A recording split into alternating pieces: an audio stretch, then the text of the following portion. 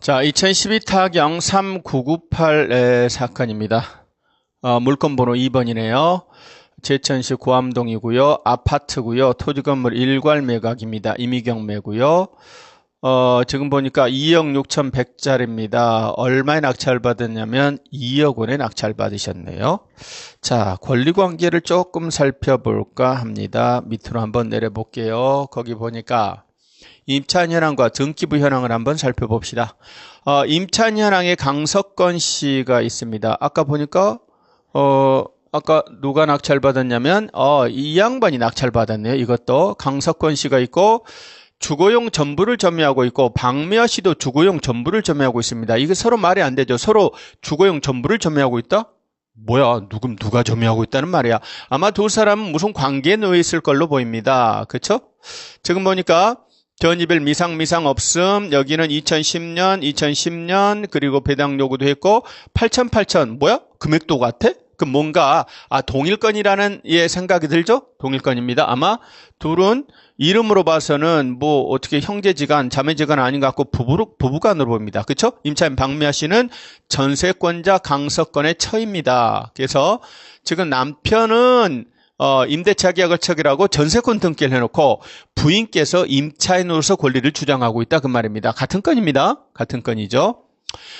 그리고 임차인 박미아 씨가 권리신고 및 배당 요구 신청을 했습니다. 그렇습니다. 자, 그리고 여기 보니까 여기는 말소 기준 권리가 2011년 2월 24일입니다. 그러니 전입일이 앞서 있죠? 대항력이 있는 것으로 보입니다. 지금 2010년에 전세권 2월 10일 날 전세권 등기가 돼 있고 전입일은 2월 9일입니다. 그러니까 같은 걸로 보입니다. 전부 다 어쨌든 근저당보다 지금 선순입니다. 그런데 뭐예요? 주택임대차보호법에 따른 배당 요구를 한 거예요. 지금 물건인 전세권은 배당 요구를 따로 안 했어요. 그렇죠? 자, 그러면 봅시다. 권리 분석 결과 어떻게 되나요? 지금 보니까 여기서는 저당권이 말소 기준 권리가 되겠죠?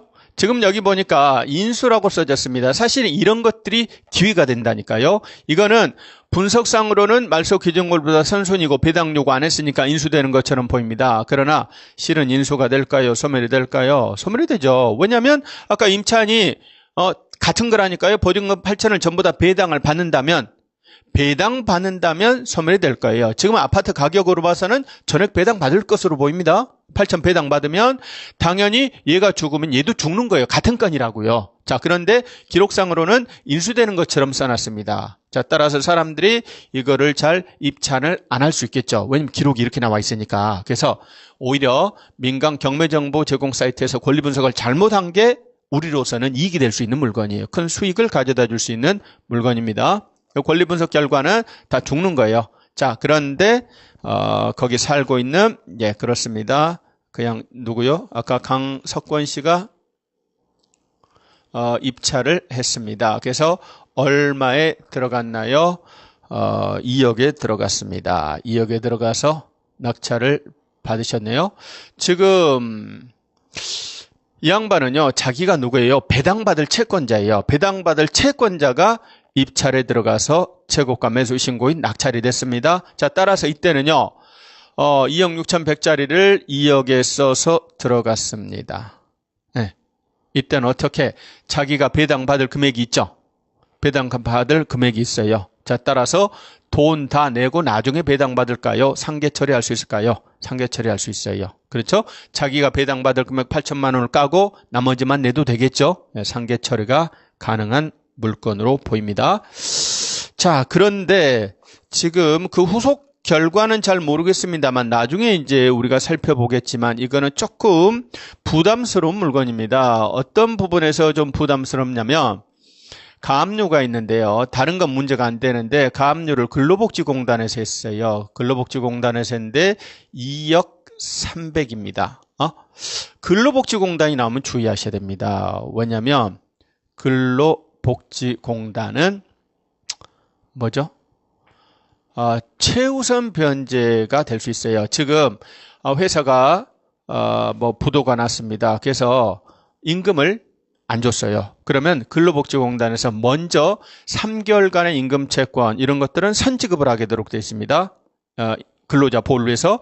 그리고서 그 최대한금을 지불하고 그리고 근로복지공단은 사업자에게 이제 돈을 대신 받아내면 되는 거예요. 그래서 이거는 최우선 변제일 가능성이 있어 보인다 그 말입니다. 그래서 조금 위험한 물건은 위험한 물건입니다.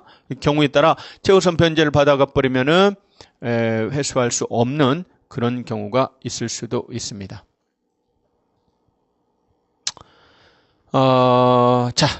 그건 나중에 다시 이제 좀 더 깊이 공부하도록 하고 여러 가지 경우의 수가 있으니까 전세권까지 알아봤습니다. 그러면 다시 이론 공부를 조금 하고 또 여러 가지 사례를 살펴보도록 하겠습니다.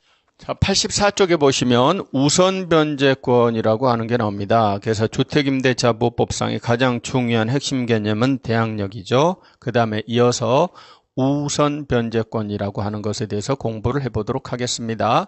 지금 보니까 대항력을 가지고서 임차인을 보호를 합니다. 그런데 매매에서는요, 대항력을 가지고서 임차인을 보호하는데 별 문제가 없습니다. 왜냐하면 집주인이 매매를 통해서 집주인이 바뀌었어요. 그럼 바뀐 집주인한테 자신의 임차권을 주장하시면 됩니다. 대항할 수 있다고요.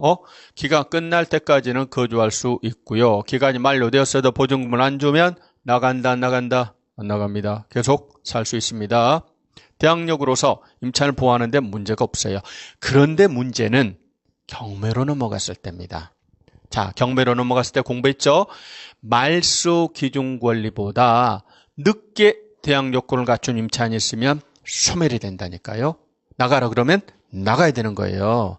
선순위라면 다행입니다. 근데 후순위라면 대항력이 없다니까요. 나가라 그러면 나가야 되는 거예요.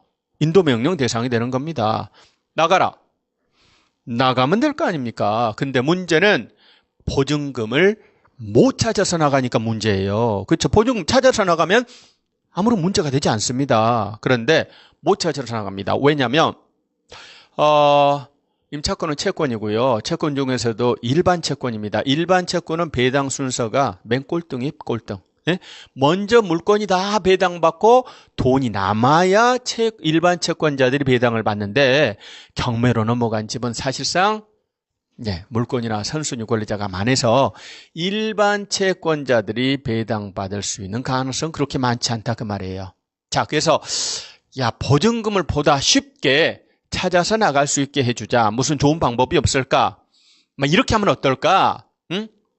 채권이 임차권이지만 마치 물건이 저당권처럼 나보다 후순위 권리자 기타 채권자보다 우선 변제를 받을 수 있는 우선 변제권을 줘버리는 거야.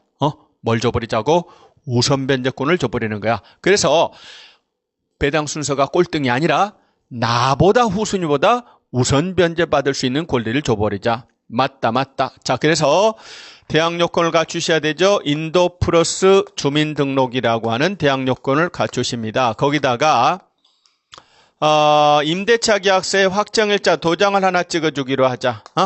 확정일자 도장을 찍어주기로 하자. 이와 같은 세 가지 조건을 모두 다 갖추면 나보다 후순위 권리자 기타 채권자보다 후순위 권리자 기타 채권자보다 보증금에 대해서 우선 변제를 받을 수 있도록 하는 우선 변제권을 인정하고 있습니다. 자, 대항 요건을 갖추시고요. 그 날짜 현재 그 문서가 존재했다는 걸 확인하는 도장을 찍어줍니다. 지금 우선 변제권을 인정하고 싶다. 뭔가 기준이 되는 날짜가 필요하다. 언제로 할까? 권한 있는 기관, 법원 같은 데서 그 날짜 현재 그 문서가 있었다는 걸 확인하는 도장을 찍어주기로 하고 그 도장이 찍어진 날을 기준해서 그리고 대항 요건을 이미 갖췄다면 후순위보다 우선 변제를 받을 수 있게 해주자라고 했습니다. 자, 그래서 우선 변제권을 주장하시려면 세 가지 조건을 다 갖추셔야 됩니다. 인도, 주민등록, 도장 하나라도 부족하면 우선 변제권 인정되지 않습니다. 그럼 도장은 어디 가서 찍으면 되느냐? 등기소, 등기과 여기서 찍어줍니다. 또는 공증사무소에서 찍어줍니다. 요즘에는 자치센터 동사무소에서도 찍어줍니다. 단 모든 동사무소는 아니고요. 주택 소재지 읍면 동사무소에서 찍어주는 겁니다. 자, 세 가지 조건을 다 갖추셔야만 합니다. 그렇다면 우선 면적권 인정됩니다. 그런데 여기서 보니까 대지 가격을 포함한 전체 매각대금으로부터 우선 변제를 받는 겁니다.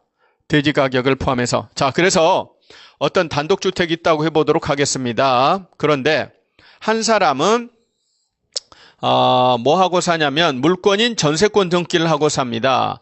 한 사람은 똑같은 집인데 확정일자부 임차입니다. 확정일자 도장을 찍은 대항요건을 갖춘 임차인이에요.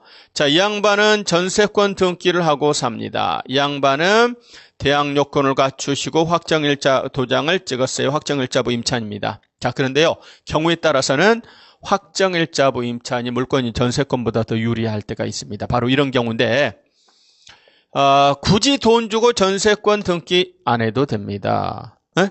대항요건 갖추고 도장을 찍으면은요, 후순위보다 우선 변제 받을 수 있어요. 전세권과 동일한 효력이 발생됩니다. 다만 전세권자의 경우에는 돈 안 주면 어떻게 해요?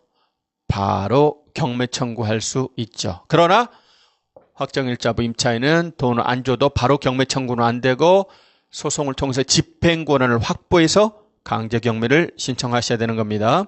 자, 지금 이 양반은요, 되게 주택에 이제 전세권을 설정해 놓습니다. 이때는 이 주택의 매각대금으로부터만 우선 면제 받아요. 그런데 대항요건을 갖추고 도장을 찍은 확정일자부 임차인은 주택은 물론 대지 가격을 포함해서 전체 매각대금으로부터 얘가 우선 변제 받아요. 오히려 물권인 전세권보다 확정일자부 임차인이 더 유리할 때가 있습니다. 그렇습니다. 자, 그러면 85쪽 맨 위에 가서 보시면 우선 변제권의 요건 및 행사라고 하는 게 있습니다. 기억해 보시면 세 가지를 다 갖추셔야 돼요. 자, 그럼 우선 변제권은 거기 세 가지 요건이 모두 갖추어진 때 행사할 수 있다. 언제요? 모두 갖추어진 때 행사할 수 있는 겁니다. 자, 이어서 우선 변제 요건을 갖췄어도 가만히 있으면 돈 준다. 배당 요구해야 된다. 배당 요구해야 됩니다. 언제까지 해야 된다고요? 종기까지 지켜서 배당 요구를 하셔야만 하는 겁니다. 자, 확정일자는 그냥 읽어보시면 되고 86쪽으로 갑니다. 86쪽 5번에 가서 보면 확정일자 받은 임대차 계약서 분실이다. 이런 말이 나와 있어요. 네? 확정일자 받은 임대차 계약서를 잃어버렸다. 옛날에는 잃어버리시면 보호를 받을 길이 없습니다. 왜냐하면 도장 찍었다는 사실을 입증할 수가 없거든요. 입증을 못하면 우선 면제권 인정이 안 돼요. 그러나 지금은 그렇습니다. 임대차 계약서를 공증사무소에 가서 공증증서로 작성했다면 잃어버리셨어도 공증대장에 의해서 입증할 수가 있어요. 또는 지금은 동사무소 가면 자치센터 가면 확정일자 부라는 걸 작성 관리를 합니다. 옛날에는 그냥 도장만 찍어줬거든요. 그런데 지금은 작성 관리를 합니다. 그러니 그 확정일자 부와 임대인이 가지고 있는 중개업소가 보관하고 있는 임대차 계약서에 의해서 동일성을 인정할 수 있다면, 찍었다는 걸 입증할 수 있다면 지금은 우선 변제권 인정이 되는 겁니다. 그렇습니다. 자, 그러면 우선 변제 발생 시점 87쪽에 보시면은